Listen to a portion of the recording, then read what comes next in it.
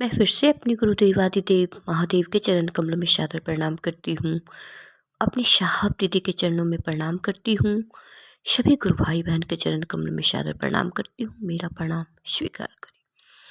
तो आइए हम लोग सुनते हैं अपने साहब के मुखारविंद, साहब की वाणी और उनके लिखित पुस्तक आओ चले शिव की ओर के बारे में भी कुछ सुनते हैं, जानते हैं। तो आइए हम लोग आगे का अध्याय पढ़ते हैं और सुनते हैं। मेरे वैसे गुरु भाई बहन जो पुस्तक पढ़ नहीं सकते हैं या जिनको कोई पढ़ के सुनाने वाला नहीं है, वो बच्चों को कहते रहते हैं कि मुझे सुना दो, पर कोई उन्हें पढ़ के नहीं सुनाता। मैं वैसे गुरु भाई बहन के लिए ये वीडियो बना रही हूँ। तो आइए हम लोग आगे का अध्याय सुनते हैं।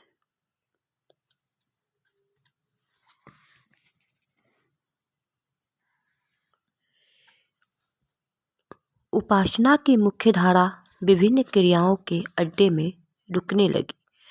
सर्वसुलभ उपासना और भक्ति का मार्ग धीरे धीरे मारण, सम्मोहन, उच्चित नादि सत्कर्मों की पगडंडियों में रूपांतरित होता गया।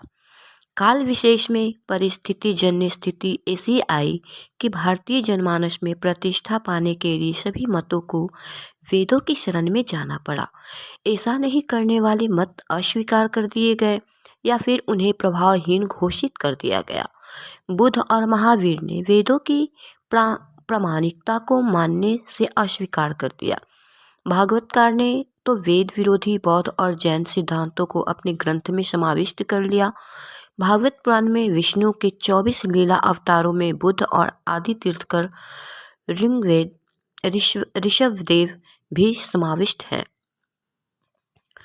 प्राचीन भारत में शिव भक्ति परंपरा के पाशुपत मत और विष्णु भक्ति परंपरा के पंचरात्र मत थे। पंचरात्र मत की 2 शाखाओं में श्री कृष्ण और पुरुषोत्तम श्री राम प्रतिष्ठित हुए हैं। यह निर्विवाद रूप से माना जा सकता है कि आगमों के परवर्ती रूप तंत्र में अन्य कारणों के साथ साथ वैदिकरण के कारण भी विशाल कर्मकांड ने प्रवेश पा लिया।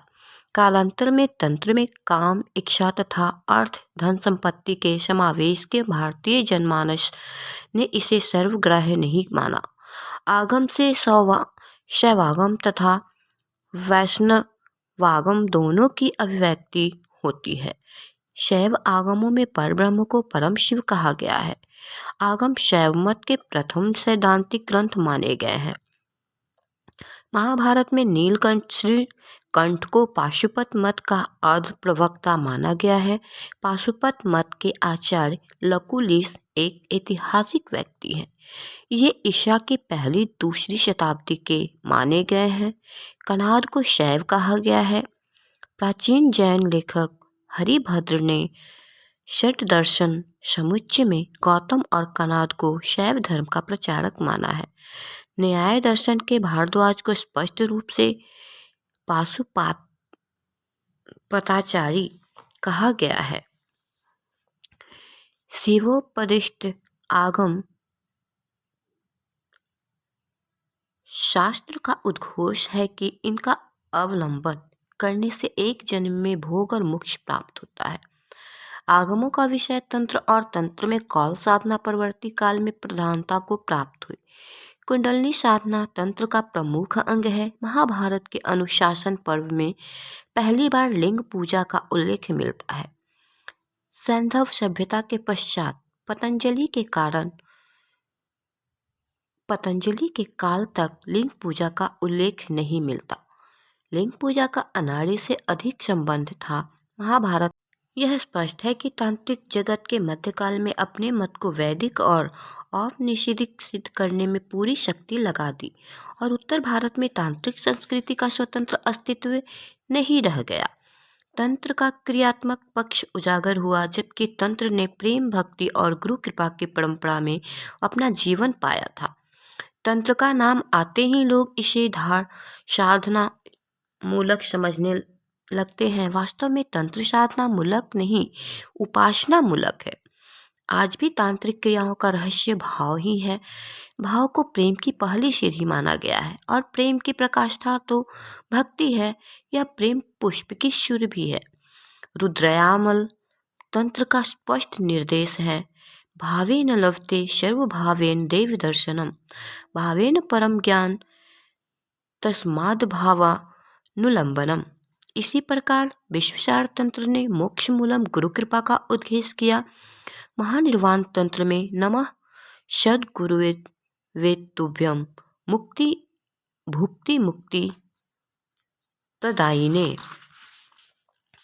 कहकर गुरु कृपा को सर्वोच्च माना है। तंत्र की मान्यता है कि तृप्ति भोग में है। इसमें जीवन और जगत को मिथ्या नहीं कहा गया है।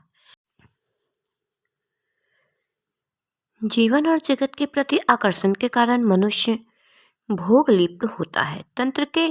तंत्र ने कहा है कि सद्गुरु की कृपा से जब मनुष्य में शिव और शक्ति के प्रति आकर्षण उत्पन्न हो जाएगा तो भोग व्यक्ति को बांध कैसे सकेगा। तंत्र मनुष्य के जगत के प्रति स्वाभाविक प्रेम को शिव और आदि शक्ति के प्रति प्रेम में रूपांतरित करने की विधा है। यह प्रवृत्ति की निवृत्ति का प्रतिपादन करता है। तंत्र ने भोग में लिप्त रहने के उद्देश्य का कभी प्रतिपादन नहीं किया। तंत्र की मान्यता है, उपदेश सुनते ही वासना का त्याग दुष्कर है।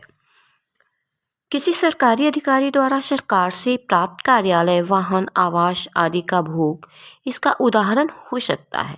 वह अधिकारी सरकारी सुविधाओं को भोगता तो है, किंतु उन सामग्रियों को नष्ट होने उसे व्यतीत नहीं करता। इसके विपरीत की स्थिति के विषय में योगी भर्तहरि ने ठीक कहा कि भोगा न भुगता वैमेव भुगता, अर्थात भोग को हम नहीं भोगते अपितु भोग ही हमें भोगता है। तंत्र अपनी उक्त प्रक्रिया में सद्गुरु की शरणगति अनिवार्य मानता है। तंत्र जगत के ने शिव को सर्वश्रेष्ठ गुरु माना है। योग परंपरा में भी अद्वैतवादियों की तरह शिव को आदि गुरु माना गया और योगेश्वर कहा गया है।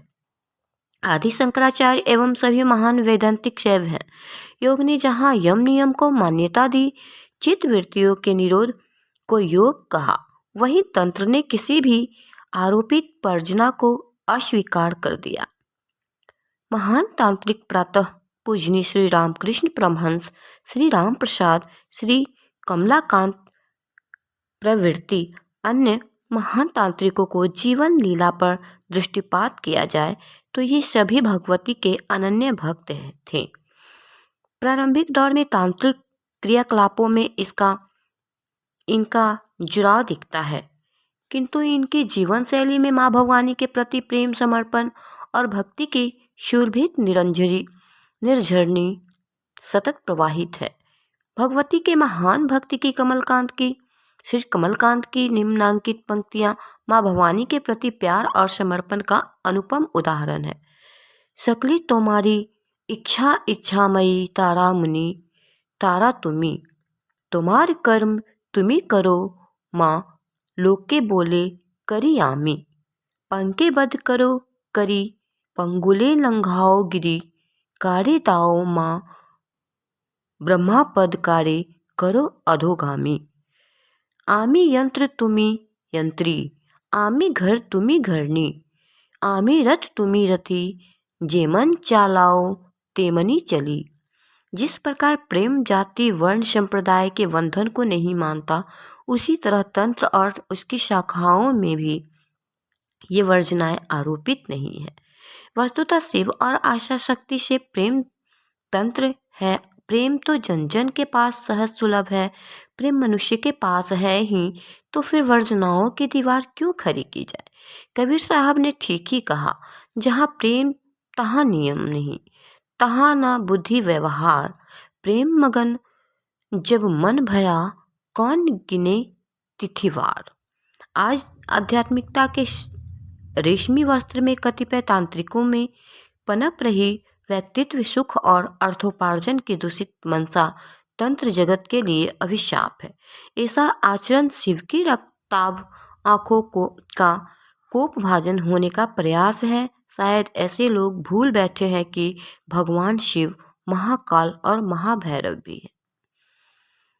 और मैं फिर से सभी गुरु भाई बहन को प्रणाम करती हूँ। अब यह अध्याय समाप्त हुआ। अब इसके आगे का अध्याय आगे के वीडियो में। आप सबों को मेरा प्रणाम।